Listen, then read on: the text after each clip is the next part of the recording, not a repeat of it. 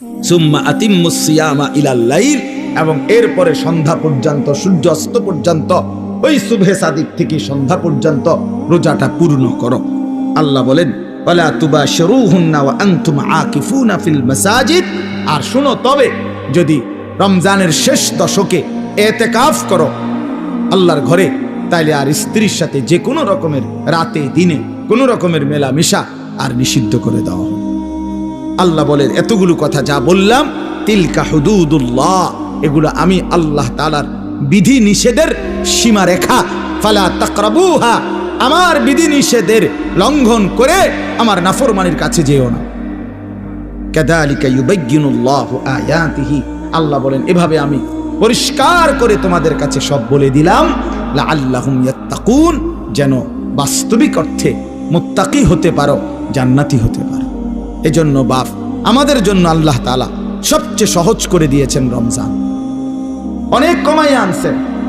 কোরআনে আছে ইউরিদুল্লাহু বিকুমুল ইউসরা ওয়ালা ইউরিদু বিকুমুল উসর।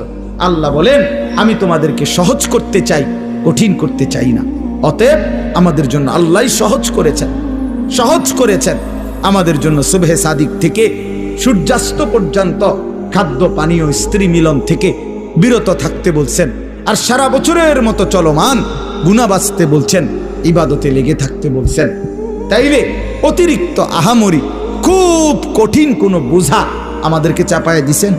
রমজান মানে কি 50 কেজি চালের বস্তা কান্দে লইয়া দাঁড়ায় থাকা? রোজা মানে কি সিমেন্টের বস্তা একটা লইয়া খাড়ায় থাকুন নাকি? তাইলে এখানে কঠিন কি?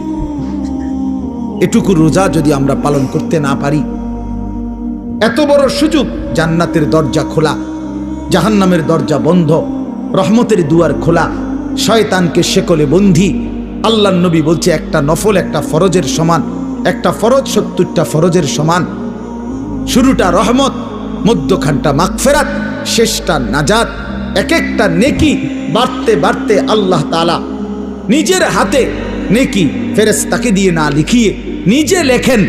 এত কথা, এত কথা, এত কথা, এত ফজিলত, এত কিছু নবীজি বললেন আমার বাপ, আমার ভাই। এরপরেও যে ব্যক্তি রমজানের কদর করল না, তার উপরে আল্লাহর লানত, ফেরেশতার লানত, মুহাম্মদুর রাসূলুল্লাহর লানত। তোর রূপে খোদার গজব পড়ুক, তোর রূপে খোদার লানত পড়ুক। হ্যাঁ, এটা আমি বলি না, এটা জিবরাইল বলে গেছে নবীকে। কি